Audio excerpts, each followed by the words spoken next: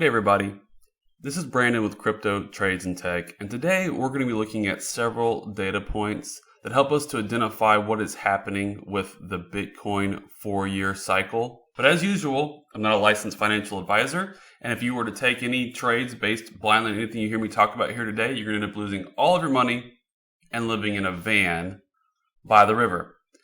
Now, data point number one that I want to point out is a lot of people were looking for a pi cycle cross to indicate the top. And the pi cycle cross was reverse engineered after the 2017 top, and interestingly enough, gave us a perfect top signal for the first peak that we had in April of 2021. Now, when you look at this 2-year moving average multiple, so this is a really good just general long-term accumulation chart. So you can see here, whenever price drops below the 2-year moving average, is a great time to accumulate Bitcoin.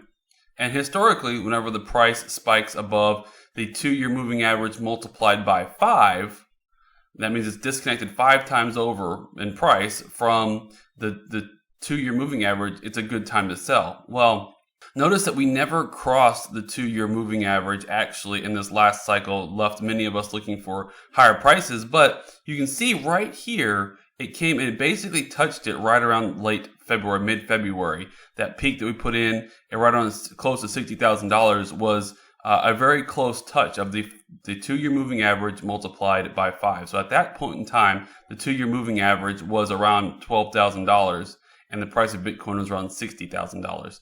So that's a pretty close touch. That tells us that if this was a top signal, that would have been February and March would have been the top.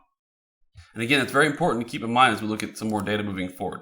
Now, I want to look at the price and volume. So this is the total traded volume of Bitcoin. You can see here the 2017 peak, we had a monster peak in trading volume, and then it tailed off as we got to the capitulation lows over here in 2019. So where was our real peak in volume? Well, our real peak in volume was in actually December of 2020. There was a huge volume spike, and then volume started to trail off, and then another volume spike in April, and this was because of the sell-off that actually started at this point. But you see the volume spike, the actual highest amount of volume traded was in December and January, December and January. So you can see the real peak in buying volume was actually late 2020 and into early 2021. And then it trailed off from there. And this peak here was the sell-off that was largely driven by leverage sell-off. That's why there was a huge volume peak as leverage positions got liquidated. Okay, so more data points. The peak of this market cycle from a buying fervor perspective, which is what we really care about, was volumetrically definitely in the springtime and not the volume that we had coming into the November peak was much, much lower. But you see, the price actually made a higher high, but the volume was much, much lower. Okay, let's keep moving forward.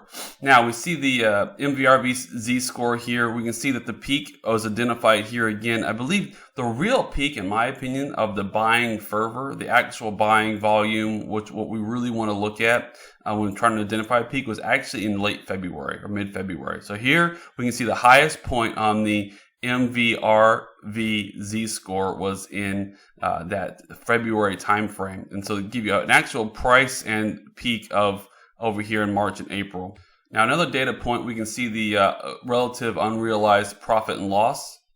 You can see it never really reached this euphoria level, but it really didn't too much in 2017 either. But the real peaks were again in January and February, then it started to trail off. And notice it was not nearly the same peak level in that November buying timeframe on this as well, this data point. And this is the reserve risk, which is basically an inversion between confidence and price. So you can see the disconnect between price and the display in the market peaked out again here right around March and April. But it never broached into what was considered prior to be the main sell area. And you can see here, what I'm highlighting is that we've been in the green, the accumulation area on this model for quite a while, following the sell-off through November. So this peaked again in early November and this rolled over and has been in accumulation since late January. Now, one more very important data point is this is the number of addresses with a balance of greater than 0.01 Bitcoin. Now, you're going to see lots of charts that have the number of balances of Bitcoin above 1, of non-zero balances.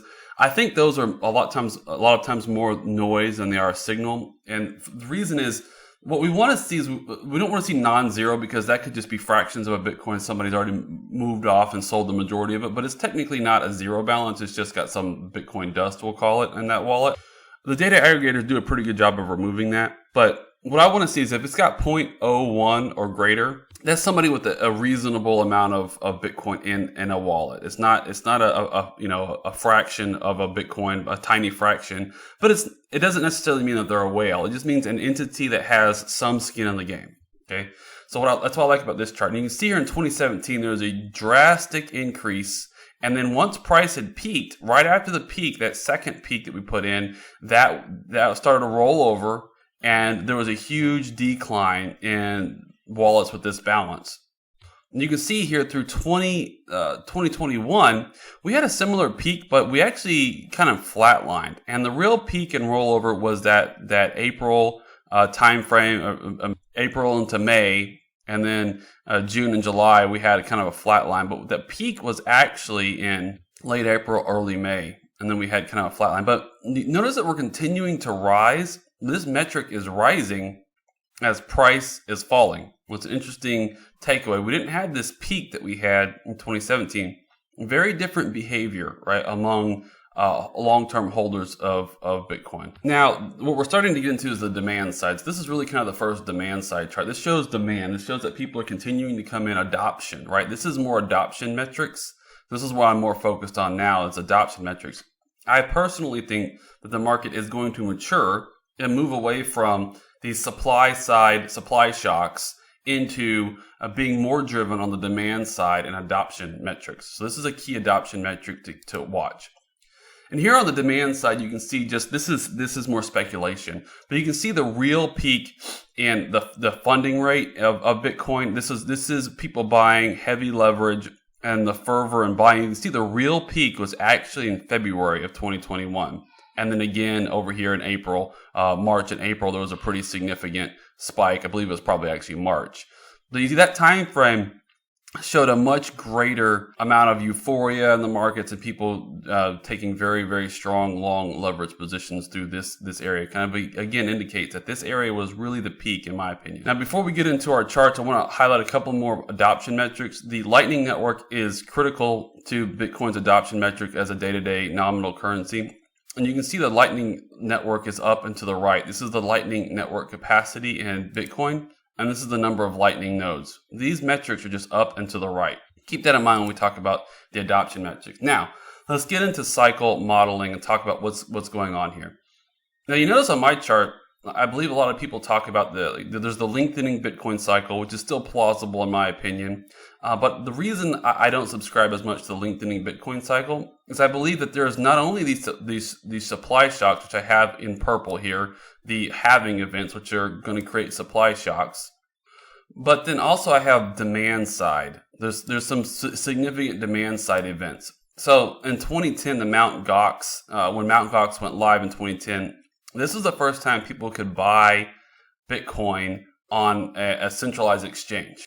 And this generated a lot of demand. You can see when that event went live, you can see the price. I've actually just very crudely graphed the price on here of Bitcoin as it headed into that event. But then price shot up. You saw you got a first peak here. Ahead of the 2012 halving, the first halving, we had a huge price spike, which was really demand driven as the first exchange came online to allow this new asset to be exchanged. And then it cooled off, and then we had our halving and the price spike after that halving event. What I want to highlight here is the boom and bust cycle. So this first kind of boom cycle we see from the bottom here, which I believe was shortened due to the demand side event of Mt. Gox being launched. But from this bottom to this top, there was a nearly 60,000% gain in Bitcoin, so an astronomical gain in Bitcoin. And then from that peak to the bottom was an 85% drawdown after that huge astronomical increase, 85% drawdown, which took 413 days. Now then notice as we march forward in time here, from the 2015 low to the 2017 peak, which at the midpoint, notice that price bottomed out and was rising into the halving. So it wasn't that price bottomed out right at the halving or that price was going down into the halving and then bounced. No, price had already bottomed quite a bit over a year before the halving, and price was slowly rising into the halving. So just keep that in mind as we go through this. And then once that halving event took place, there was a little bit of an initial sell the news event, and then the supply shock did its work and took us to that $20,000, roughly $20,000 December 2017 peak. But then notice from that point, that peak, that buying fervor peak, which we saw definitely on volume and all the other metrics, the topping metrics, that was the peak for this cycle, and then found its way down to that level. In this market cycle, price almost immediately went down to, a nearly half of the prior price, down from 60,000 to 30,000, got cut in half, 50% sell off. But then price bounced and made a new all-time high. And there was really very little precedent for this. Perhaps the 2013 double top cycle was the closest sort of precedence that we had to this. But this second peak, looking at all the metrics, the volume metric, all the data that we just showed, this was a outlier because it didn't have anywhere near the buying volume and it wasn't the same type of peak. What caused this peak? Well, what caused the first peak was the halving, and what I would say is retail and traders trying to front run a blow off top, and then those traders got distributed into and got this rolling top instead. But that's what caused that peak was the halving of the May 2020 halving, and then that very strong run, and then traders and retail trying to front run a blow off top.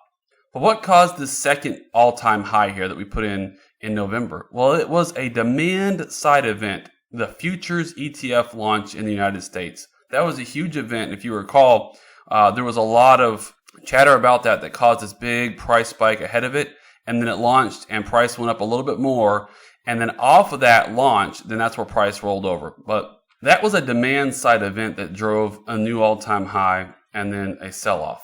So that's a change in behavior. Now, will we get a capitulation low right around a year out, which is a month from now? So we have about a month until from our April price peak, right? The buying fervor was a little over a year ago. The actual buying peak was probably December and January. So we're over a year from that point, but we're about a year out from our April real peak, our first peak when we got our pi cycle cross. So do we get a capitulation event sometime right after this, and then we put in our bottom? Perhaps. What I'm trying to highlight here is the support. We've been well above this lows that we put in over here in summertime. For the most part, we're trading pretty decently above that $38,000 to $40,000 range, and that price action was in the high 20s. So we've been mostly in the high 30s, whereas the summertime was trading largely down into the high 20s. Could we put in a capitulation low to the high 20s again and then find a support floor and head up from there? I think it's very probable and plausible. The reason when you consider that through the history of Bitcoin in the cycles that we've had so far, we've definitely seen a diminishing of returns. But we've also seen a diminishing of drawdowns. And with as much of a diminished return as we've seen so far in this cycle, I think a diminished drawdown is definitely reasonable.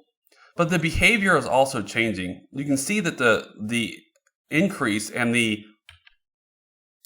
rolling top that we put in changed the behavior. So we had a rolling top, but then we had a rolling accumulation bottom, another rolling top, and it appears to me that we're getting another rolling accumulation bottom. I think this whole pattern of these rolling tops and accumulations, so this distribution and accumulation patterns, it's changing the behavior of the market. You can see this futures ETF was a big driver of a new all-time high. That was a demand side event. So what are the future events we can look at? And nobody knows exactly when a spot ETF is going to be approved. I would estimate based on everything I'm seeing that this year is probably likely. Who knows if it's earlier or later this year? There's a chance it could be pushed out another couple of years. I don't see it happening after the 2024 halving. I don't see how the SEC could hold out that long. But that is a possibility. Perhaps we simply really put in a really big move in the 2024 halving on the back of the halving, and then a spot ETF approval sometime on the other side of that halving. I highly doubt it. Based on my research, the spot ETF should be approved sometime this year. And should we make a third all-time high off of a spot ETF approval, I think that's going to finally put the nail in the coffin of the 4-year cycle. And we're going to finally migrate away from this cycle that's completely rooted in the halving into a demand-driven and adoption-rooted market where adoption metrics and demand are the primary drivers. And there's two big reasons for that. First of all, with every subsequent halving, it's a halving of the miner's reward. So we're reducing the miner's reward by 50%. Well, that effect was much larger back in 2012 when we went from 50 to 25 Bitcoin per block. And then in 2016, we went from 25 to 12.5. And then from 12.5, we're down to a little over 6 Bitcoin. And then we're going to go down to 3 Bitcoin, basically. So you can see the numbers are falling off so very drastically. And in 2008, 2012, there were 50 Bitcoin being produced per block. Today, there's nearly 1/10 of that at 6. And then there's going to be only 3. So that halving event, in theory, will become less consequential over time. I believe adoption is now dwarfing the supply side metrics. The other part of the equation is we see definite hodling behavior by miners. So most mining companies are now holding their Bitcoin, and they're tapping either the public markets or other outside sources of funding to fund operations, and they're using that Bitcoin as equity on their balance sheets. So the market's willingness to both lend to and buy into these mining companies is really changing the behavior of the largest miners as well. Lastly, I think we saw the first evidences of the market becoming more and more aware of the halving in 2 events. First, when this unusual price spike in 2019, and then the COVID capitulation, we'll call it, this was possibly an attempt to forward price in the halving. I think more market participants are aware of the halving after the 2017 peak. But I think now we certainly saw this price action we saw in December and January through February was the retail in the market front running the blow off top shortly after the halving. So I think the market is very well aware of what the effects of the halving are. So it's fairly clear to me that most likely what's going to happen is, just like in 2019, the market tried to price in the halving and maybe didn't do a good job of it, got slightly ahead of it too much. I believe the market's going to do a better job of forward pricing in the halving with a smoother transition this time than in the past. So you can see if the price were to make a significant increase ahead of the halving, that's going to stunt the effects of the halving. And that's when the market is aware, when most market participants are aware of an event like this is what happens, is the market will price in those known forward events. Now, sometimes not perfectly, sometimes there's still a little volatility around the event. But for the most part, if it's a known event, it's going to be attempted to be priced in. Whereas if it's an unknown event, that can create a much larger shock. We can see that happening with the price of oil recently. Price of oil was already rising, but when all these sanctions come into play and a significant supplier of oil in the market is being cut off, that's going to send a supply shock into the market. Now, price is already rising in oil, for example, on a demand side increase. So with all the lockdowns, there was a significant decrease in demand, which actually drove oil slightly negative for a short period of time. And as markets and economies opened up, there was a significant increase in demand again, which was causing the price to rise ahead of this additional supply shock we've seen. But that was fairly unanticipated. It was anticipated maybe a month or two in advance, but further out than that, it would have been hard to see that event exactly coming. So as a quick recap, first, I believe that multiple metrics, namely the pi cycle cross top that we got here in April, along with the volume profiles, show us that the real top in this market cycle was in the springtime, sometime between January in April. I believe that several key demand side and adoption metrics continue to march relentlessly upward and have very different behavior to them than the more speculative 2017 market. It appears to me that we have different participants in the market who are more willing to sell into these hype events and cause these rolling tops, and then they're more willing to buy, causing these rolling accumulation bottoms, which is changing the behavior of the market. I believe we can see evidence that supply side shocks are more well understood in the market, and that demand side events such as the futures ETF launch are having a greater impact on the market. Looking forward to the next major adoption demand side event, which would be a spot ETF approval in the United States, which should happen sometime this year, we can imagine that event is going to be more impactful than the 2024 halving. That should drive us to a third all-time high upon that approval, whether it be in 2022 or 2023, but likely ahead of the 2024 halving. Now that the market is more well aware of the halving, more market participants are going to forward price that in anticipation of that event. All of these factors lead to very different behavior by the market, which results in very different price action from the historical price action that we've seen. Again, I also believe that we've seen clear evidence of this change in behavior.